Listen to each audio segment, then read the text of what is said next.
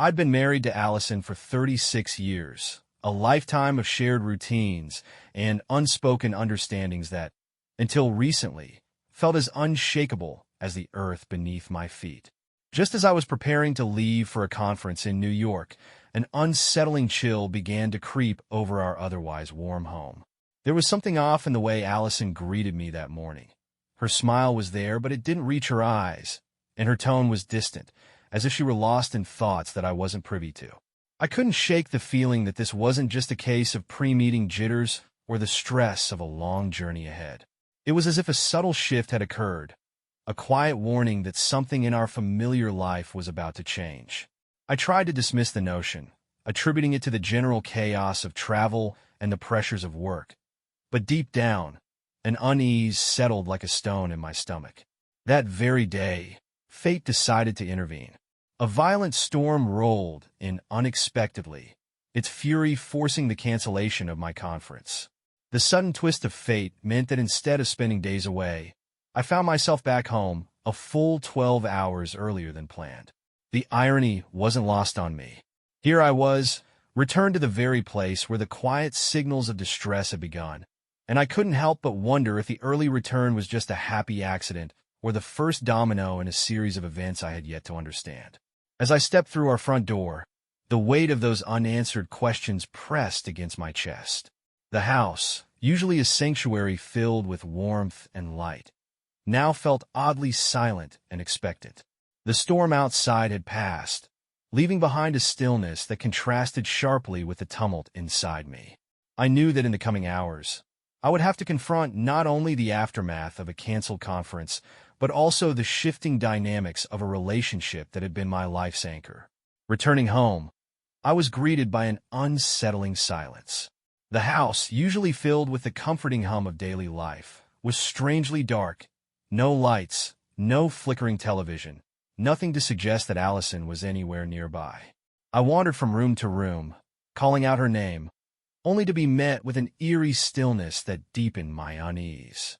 I tried reaching her on the phone repeatedly, but my calls went unanswered. When she finally picked up, her voice was distant and evasive, offering no real explanation for her absence. It was as if she were carefully choosing her words, holding back parts of the truth that I desperately needed to hear. Later, while speaking with her colleague Mark, I caught wind of something I hadn't known. He mentioned offhand that Allison had taken a 2-week vacation, an arrangement I had never been informed of. The revelation hit me like a cold wave. A 2-week vacation? Without so much as a heads up? Each word echoed in my mind, turning my initial confusion into a profound sense of betrayal and dread. Questions began to swirl, and I found myself piecing together the fragments of a puzzle I had never even known existed. The silent, empty house, the evasive phone call, and now this startling piece of information all pointed to a reality that I wasn't prepared to face. It was as if the life I thought I knew was now shrouded in shadows, and I stood there, alone in a home that suddenly felt as empty as the unanswered questions echoing in my mind. I sat in my car, the device in my hand casting an eerie glow in the dim interior. Desperation had driven me to activate the Find My Phone feature, a tool I never imagined I'd be using to track someone I loved. The location pinged back, pinpointing her phone at a sprawling luxury estate by the ocean. My heart pounded as I realized that this destination was over 400 kilometers away, a distance that now seemed to separate my past from the present I was forced to confront. Determination overcame my shock as I set off on the long drive, each kilometer fueling a mix of anger and disbelief. My mind raced through endless questions. What was Allison doing at such an opulent retreat? And who were the companies she kept? The coastal road stretched ahead, and as I neared the estate, the landscape morphed into a vision of grandeur. Gleaming modern architecture, manicured gardens, and an undeniable aura of wealth. I parked the car at a discreet distance, taking a deep breath before approaching the estate's grounds. Moving cautiously, I found myself drawn to a large window overlooking a lavishly decorated lounge. Through that glass pane, the scene that unfolded was both surreal and shattering. There she was, Allison, seemingly radiant amid a backdrop of luxury. Two well-dressed, affluent men flanked her side. Their body language was relaxed, their smiles broad as they clinked glasses filled with expensive champagne. The trio's behavior was intimate, far exceeding the boundaries of mere casual acquaintances. Their laughter and affectionate glances painted a picture of collusion, leaving little room for the simple explanations I desperately clung to. Peering through the window, I felt a cold knot of betrayal form in my chest. Every detail, the shimmering bubbles in their glasses, the soft murmur of their conversation, the way Allison's hand rested on one of the men's arm, spoke volumes that I was not meant to hear. In that moment, the quiet life I had known shattered into fragments of deception and lies. I was forced to confront a painful truth, one that demanded answers amidst a tableau of luxury, indulgence, and the betrayal of a shared history. I tried to steady myself as I crept closer to the side of the building, my heart pounding so loudly I was sure it would give me away. In my haste and anxiety, I misstepped on the uneven pavement, and before I could regain my balance, I tumbled over the curb. The fall was abrupt and disorienting, a scramble of limbs and shock. And for a brief moment, I lay there, stunned by the jolt of pain and humiliation. But there was no time for regret. Adrenaline surged through me, and I was quick to scramble to my feet, dusting off the grime from my clothes as I sought refuge in the shadows of a thick hedge. I pressed myself against the cool brick wall of the building, my mind racing as I tried to piece together the next steps. I needed to act quickly and decisively. Fumbling for my phone, I dialed Allison's number, my hand trembling with a mixture of fear, anger, and confusion. The call went straight to voicemail, and I took a deep breath before recording a message in a calm, measured tone that belied the turmoil churning inside me. "The flight has been turned back due to bad weather. I'll be home in 90 minutes, I said, my voice steady and rehearsed. I hoped that my fabricated alibi might buy me some time, or, at the very least, confuse her further. I didn't know what her next move would be, but I needed to see if I could catch her in the act, or force her hand somehow. Moments after I hung up, I noticed movement near the edge of the estate. Through the narrow gap between trees, I caught sight of Allison, who appeared to be in a state of sudden panic. I watched as she quickly gathered herself. Her graceful composure from earlier was replaced by a frantic urgency. She dashed into a nearby building, reappeared moments later with a bag clutched in one hand, and headed toward a sleek, black car parked haphazardly near the exit. It was clear that the voicemail had rattled her. Without a second thought, she slammed the door of her car and sped away from the estate, leaving behind a trail of swirling dust in her wake. The sudden departure only intensified the cold knot of dread tightening in my chest. Something wasn't right. Her hurried exit, the panicked energy in her movements. It all spoke of secrets and a trap I had inadvertently walked into. I knew I had to act quickly before she got too far away. My mind raced, weighing the options. Should I follow her in pursuit? Or perhaps the authorities needed to be involved to prevent a potential accident or even something more sinister. With a surge of determination, I pulled out my phone once again and dialed the police. My voice was resolute as I reported, "There's an aggressive driver on the road near estate's name or location. I think it might be connected to an incident I witnessed at the estate." I made sure to emphasize the urgency of the situation, describing the vehicle, its erratic movements, and the suspicious behavior that had unfolded mere moments ago. The dispatcher's tone was professional, yet I could sense an undercurrent of concern as she assured me that help was on the way. I provided all the details I could muster: the location, the description of the car, even my own location as I hid behind the hedge, observing the departure with a mix of dread and resolve. As I ended the call, I realized that my carefully constructed plan was unraveling in ways I hadn't anticipated. Hiding there in the dark, my eyes fixed on the road as the police cars began to appear in the distance, their flashing lights briefly illuminating the area. I couldn't help but feel a twinge of guilt as I watched the unfolding events, knowing that my actions might lead to consequences I hadn't planned for.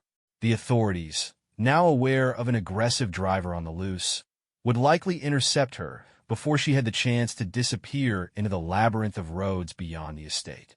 In that moment of silent anticipation, the cool night air was punctuated by the sound of approaching sirens. The weight of the situation pressed down on me, a mixture of regret, betrayal, and a desperate need for answers. I knew that this was just another twist in an already tangled web, a web that Allison had been weaving long before I had begun to suspect anything was amiss. As I watched the patrol cars close in, my mind drifted back to the voicemail I had left, a calculated lie meant to lure her into a trap. Was it too late to turn back now? Every second seemed to stretch indefinitely as I contemplated the implications of my choices. My heart pounded in my ears, each beat a reminder of the fragile nature of trust and the unpredictable ways in which secrets could unravel. I remained hidden in the shadows, feeling a profound isolation that was only intensified by the chaos unfolding around me. The world seemed to slow down, every sound magnified, the rustle of leaves, the distant hum of the approaching police, and even the steady drip of rain from the darkened sky. It was as if the universe had pressed pause, allowing me a moment of clarity before the next act in this unfolding drama. In that quiet, suspended moment, I couldn't help but wonder, had I walked right into Allison's trap, or had I unwittingly become the catalyst for an even deeper betrayal? The answers lay ahead, shrouded in uncertainty and the looming confrontation that the night promised. All I could do was wait and watch as the consequences of that fateful phone call and frantic escape began to ripple outwards, setting the stage for the unraveling of everything I once held dear. I drove home in a haze of disbelief and despair, every mile echoing with the weight of shattered trust. The dark silhouette of our house, once a symbol of stability and shared dreams, now stood as a stark reminder of the betrayal that had unraveled my life. As I stepped through the front door, memories of a happier past clashed painfully with the present, a present where Allison's secrets had torn apart the fabric of our marriage. Without pausing, I began to pack a few essential belongings. There was no time to linger or second-guess. The decision to leave had crystallized long ago, even as I had hoped against hope that things might somehow mend themselves. Within a few hours, I had gathered enough to carry on and drove to a modest hotel on the outskirts of town. The sterile room felt like a temporary haven, yet every familiar item I left behind at home stirred up feelings of loss and regret. I sat on the edge of the bed, grappling with the enormity of what had transpired. The person I had trusted for decades was now a stranger, and the comfortable life we had built together had crumbled into ruins. The following morning, fueled by a mixture of resolve and bitterness, I set about reclaiming control of my life. I logged into our joint bank accounts with a steady hand, closing them down one by one. With each click, I felt a surge of liberation. I wasn't merely cutting ties with Allison. I was severing the last remnants of the life we had shared. In a final act of defiance and self-preservation, I transferred $2 million into an account solely under my name. The sum was enormous, a safeguard against any future attempt to hold me hostage to the remnants of our shared past. I wasn't interested in fighting for a piece of a broken dream. I needed to ensure that I wouldn't be left with nothing. With the financial matters settled, I turned to the legal front. I filed for divorce that very day. It wasn't a decision made lightly, but the betrayal, the deception, and the complete erosion of trust left me with no other choice. I insisted on leaving Allison the house, the home that had borne witness to both our happiest and most painful memories. I couldn't bring myself to destroy every remnant of our past, even if I was determined to end this life of constant turmoil and pain. It was a bittersweet concession, one that allowed her to keep the physical space where our lives had once intertwined, while I stepped away entirely. The ripple effects of this final decision soon reached those closest to me. My twins, Jack and Sophia, had always been the bright center of my world. When they learned the truth, the revelation hit them in different ways. Jack, with his unwavering loyalty and protective nature, immediately stood by me. He saw in my actions not just the heartbreak of betrayal, but the courage it took to reclaim one's dignity. His support was a balm to the raw wounds left by the events of the past few days, and his steady presence reminded me that I wasn't alone in facing this new, uncertain future. Sophia, on the other hand, was caught in a storm of conflicted emotions. Her heart still clung to the remnants of the family she had known, torn between her inherent love for her mother and a growing sense of disappointment in the revelations that had shattered her idealized image of our family. She oscillated between silent tears and fierce, wordless anger, a mixture that left her feeling isolated and uncertain. The once inseparable bond between mother and daughter had frayed, leaving Sophia to navigate the tumultuous aftermath in a state of inner conflict. In her eyes, I saw the painful awareness that nothing would ever be the same, and that the scars of this betrayal might take years to heal, if they ever did. As I sat in my new hotel room that evening, the magnitude of my decisions pressed down on me. The divorce wasn't just a legal procedure. It was the final, irrevocable step in dismantling a life that I had once thought was invincible. The comforting illusions of togetherness, loyalty, and shared dreams were now irretrievably lost, replaced by a future defined by solitude and the need to rebuild. Every decision, the packing of my belongings, the closing of our accounts, the filing of the divorce, and even the allocation of the house, was a declaration of independence, a statement that I would no longer be tethered to the remnants of a love that had turned toxic. In the stillness of that night, with the soft hum of the air conditioner as my only companion, I confronted the duality of my existence. On one side was the man I once was, hopeful, trusting, and unreservedly in love. On the other, there was a man reborn from the ashes of betrayal, determined to forge a new identity from the wreckage of his past. As I stared out at the city lights from the narrow window, I wondered if the journey ahead would lead to healing or further heartache. Only time would tell. Yet, amidst the uncertainty, one truth remained unwavering. I had taken the first, irrevocable step towards reclaiming my life, and there was no turning back.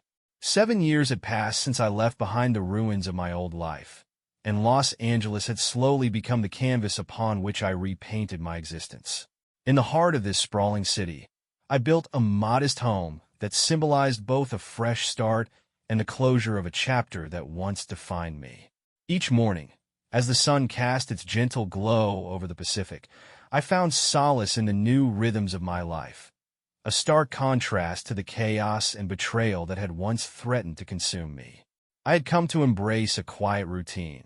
Early morning walks along the beach, afternoons spent refining my work, and evenings immersed in the warm embrace of a newfound peace. My heart had learned to beat without the constant ache of regret, each day a step further away from the memories that once haunted me.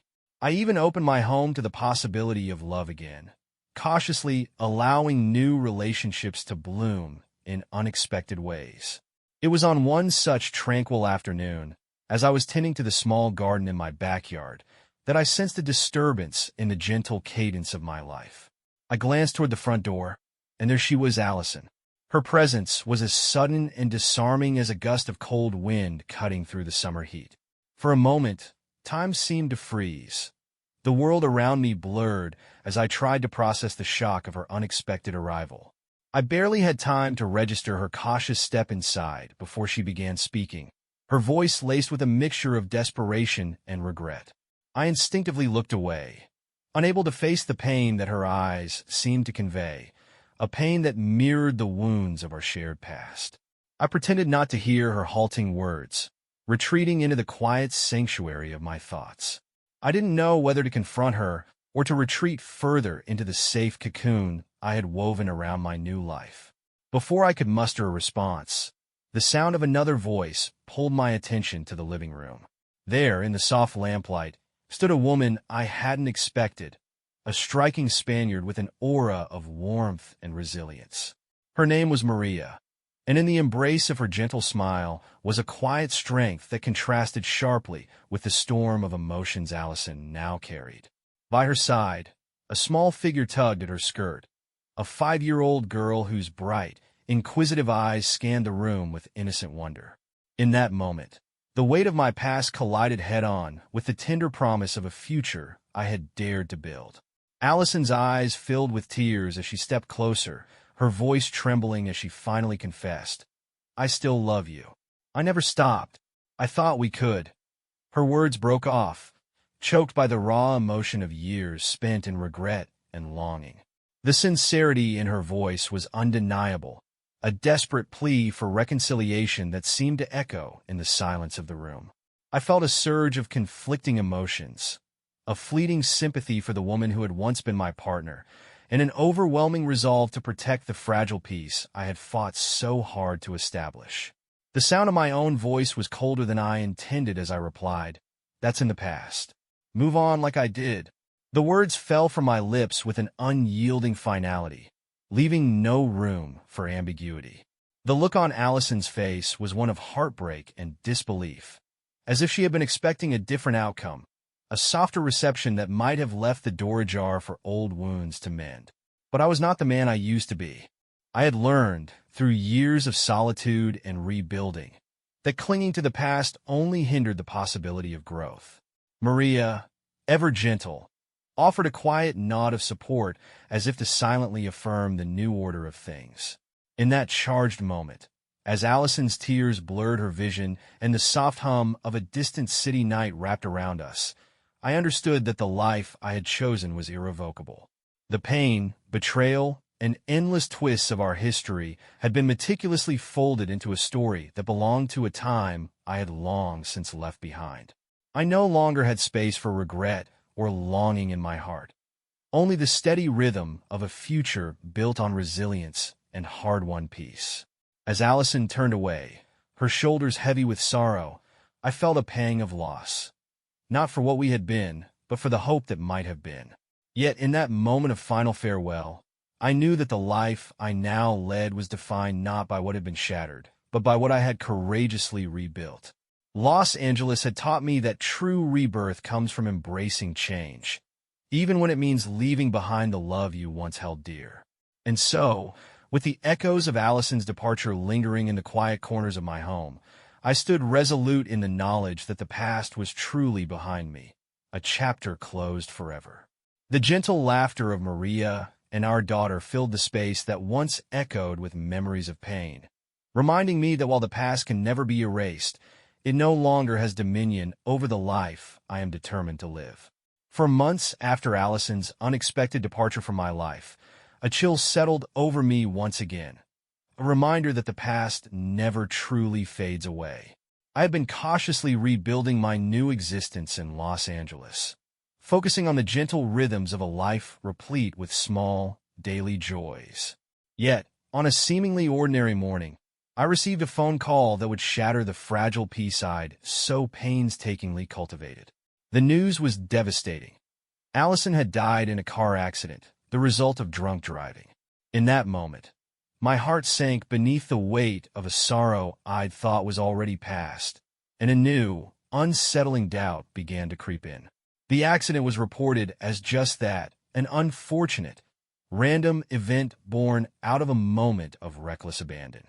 But as I listened to the official statement on the news, a strange disquiet stirred within me. Memories of the man I had once known, the secretive, elusive Allison, resurfaced with a bitterness that was impossible to ignore. I couldn't help but wonder if her demise was truly accidental, or if it was perhaps the final act in a long, twisted tale of family intrigue and hidden agendas. The day of the funeral was overcast and heavy, the kind of weather that made everything feel unreal, as though we were all caught in a suspended moment of sorrow. I found myself among a small gathering of mourners at a modest cemetery on the outskirts of town. As I walked slowly along the rows of freshly turned earth, memories of years gone by, both tender and tumultuous, battled for dominance in my mind. I approached the grave with a sense of duty, my steps hesitant, as if each one carried the weight of all the decisions that led me to this point. It was there, amidst the murmurs of condolences and the rustle of wind through the trees, that I noticed Andrea, Allison's sister. Her presence struck me as oddly serene, her expression calm in stark contrast to the raw grief that permeated the atmosphere. She stood a short distance from the casket, her eyes distant, as if she had been expecting this all along.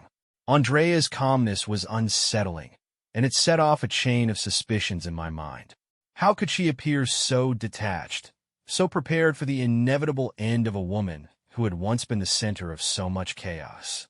Was her demeanor a sign of deep-seated resignation, or was it something more sinister, a silent acknowledgement that Allison's fate might have been orchestrated, not by mere chance, but by the intricate machinations of family secrets and long-held grudges? I recalled the subtle hints I had once dismissed, the evasive phone calls, the secretive glances, the carefully orchestrated disappearances. At the time, I had clung to the hope that I was simply the victim of a bitter breakup. But as I stood there, watching Andrea's impassive gaze, a disturbing possibility took shape. Perhaps Allison's downward spiral had not been entirely self-inflicted. Perhaps there was more at play. Hidden motives, unresolved family conflicts, or even a carefully laid trap that had finally ensnared her. The idea that someone might have deliberately set events in motion to end her life, whether as retribution or as a twisted form of mercy, sent a shiver down my spine. As the service concluded and the mourners began to disperse, I lingered by Allison's grave, a silent sentinel to the past. I recalled the moments when our lives had intertwined for decades, when love and betrayal danced in an unending waltz. Now, standing before her final resting place, I felt the bitter sting of irrevocable loss, tempered by a dawning realization that trust, a once-cherished pillar of our relationship, had become a relic of the past. The life I had known, the man I had been, all seemed to crumble under the harsh light of reality. I turned my gaze upward to the somber sky, feeling as though every raindrop carried a secret of its own. In that solitude, a profound truth settled in. I would never be able to trust or love in the same unguarded way I once had. The echoes of our shared history, of whispered confessions, of promises made and broken, would forever remind me that the heart is a fragile thing, easily shattered by the weight of deception and hidden resentments. The finality of Allison's death, compounded by the mystery surrounding Andrea's unervingly calm demeanor, left me with an inescapable sense of disillusionment. In the silence of that cemetery, as I said a quiet goodbye to the woman I had once loved, I accepted that some wounds, no matter how deeply they scar, might never fully heal. I walked away from the grave with the heavy knowledge that my heart, once so open and unburdened by cynicism, was now a fortress built against further pain. A painful, yet necessary armor in a world where trust had become nothing more than a memory.